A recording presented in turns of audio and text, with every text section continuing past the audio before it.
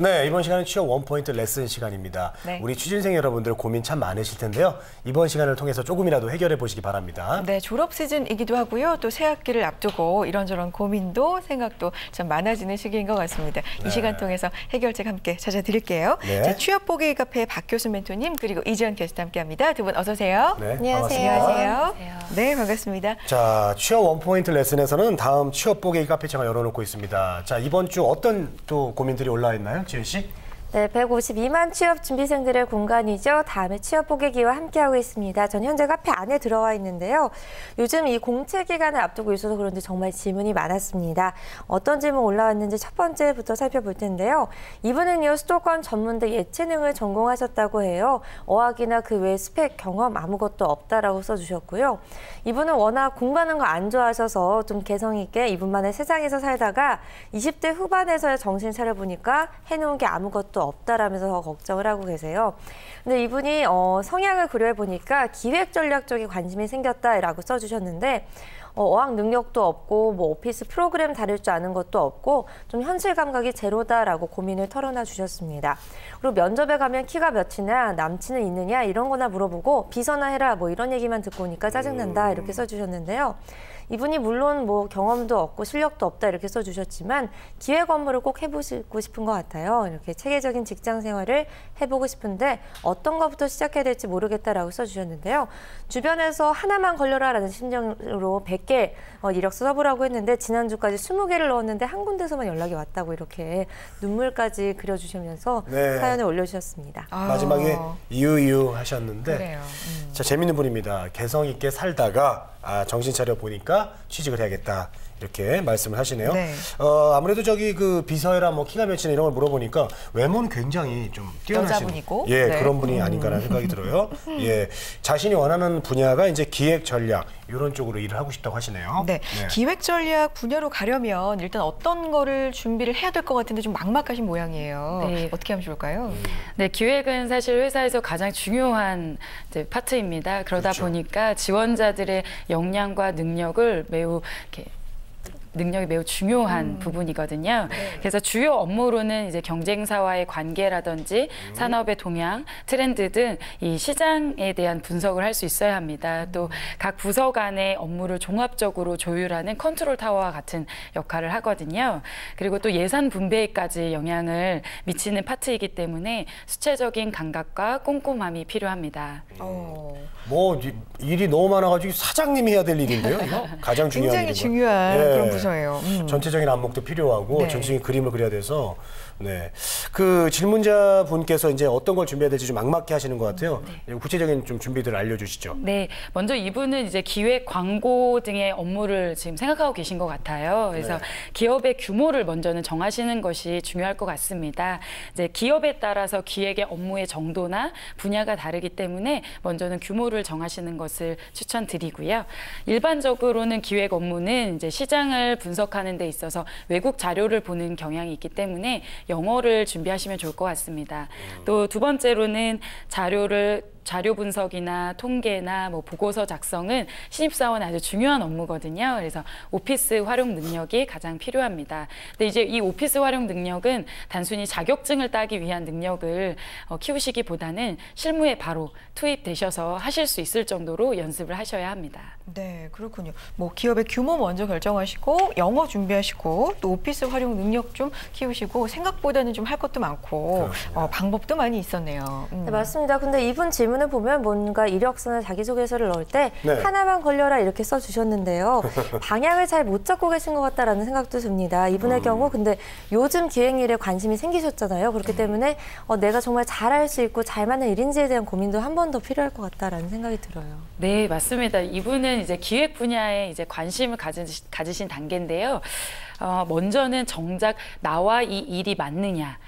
이 부분을 좀 곰곰이 따져보셔야 합니다. 이 부분을 바로 자질이라고 하는데요. 나의 자질과 이 업무가 맞느냐는 아주 진지하게 고민을 해보셔야 합니다.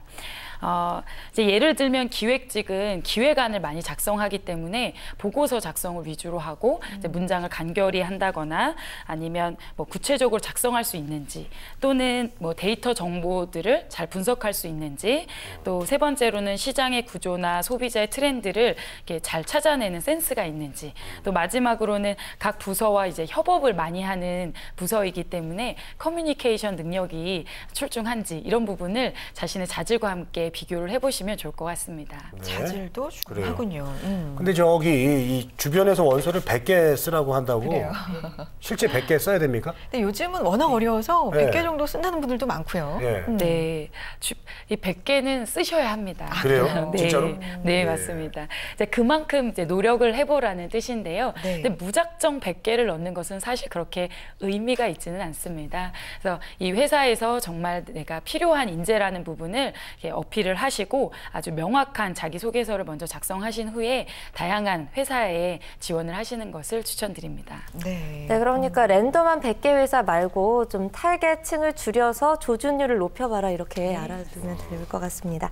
네, 다음 얘기도 살펴볼 텐데요. 다음 고민은요. 이분은 지방에 4년제 경영학부를 다니고 있고 현재 2학년 학생이 올려주셨습니다. 좀 일찍부터 고민을 갖고 계신 것 같은데요.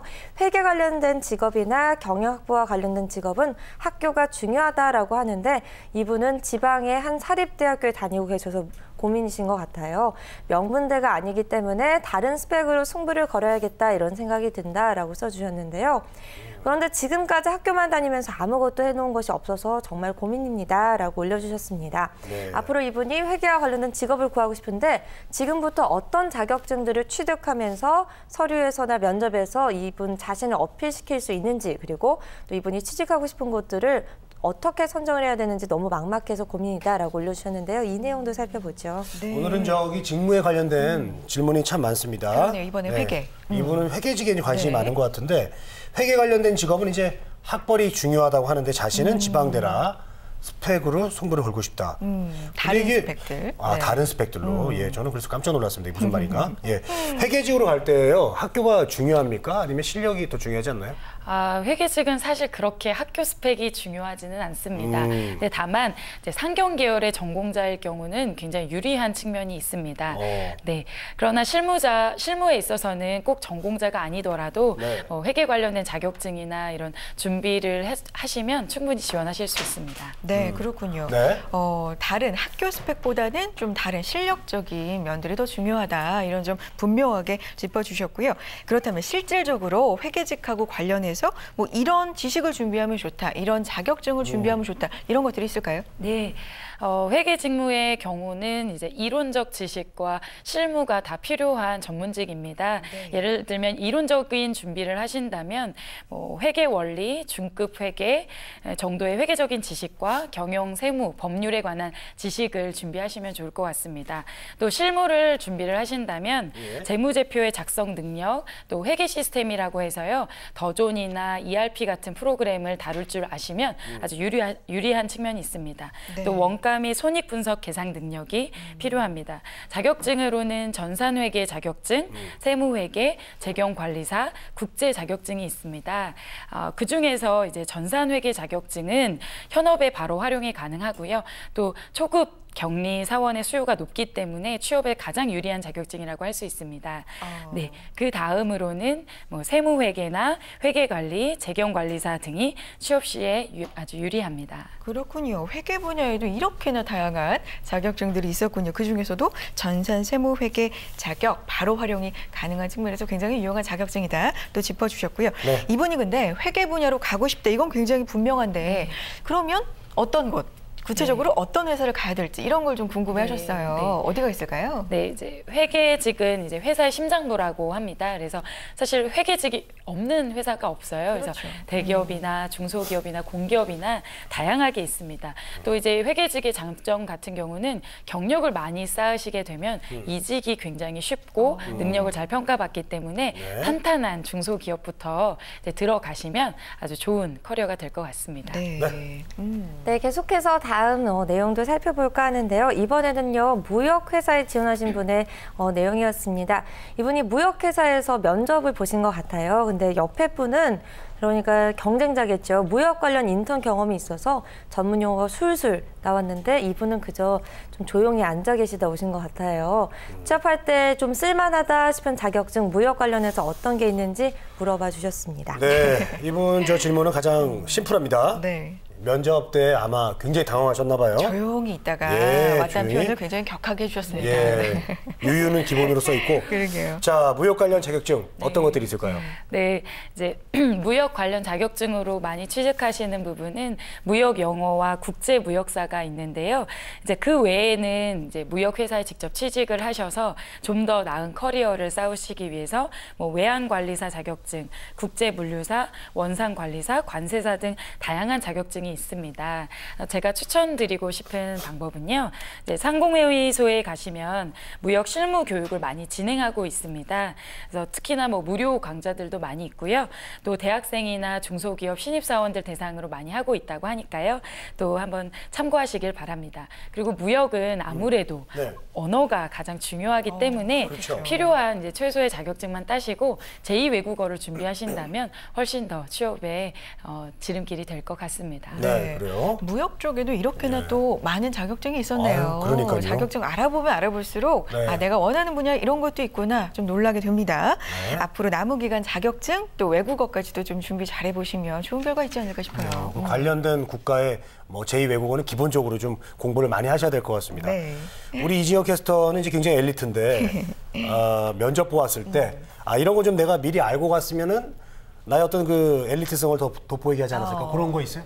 아니 그런 거라기보다 제가 이 아나운서나 이 방송 일을 그저 하고 싶었는데 제가 시험 봤던 방송사가 약간 기자와 앵커 겸직을 뽑는 거였더라고요. 그래요? 그래서 저보고 마와리를 둘 수 있냐 이런 말을 하길래 뭐요? 마와리 기자들이 경찰서에 가서 마와리? 좀 취재도 하고 또 다른 용어들도 말씀해 주셨는데 저는 네. 기자직에 관심이 없어서 모르다 보니 너무 그 자리에서 너무 창피했던 경험이 있어서 그런 기자에 대한 내용을 좀 알고 갔으면 좋았을 뻔했다 이런 경험이 있습니다. 그 그러니까 그때 분야에서 쓰는 또 용어들이 있으니까. 근데 마와리를 좀 알고 갔으면은 지금 마와리 하겠습니다 이렇게 했으면 바로 마와리가 잘 됐을 텐데. 그 말도 네. 선뜻 안 나오더라고요. 그렇죠.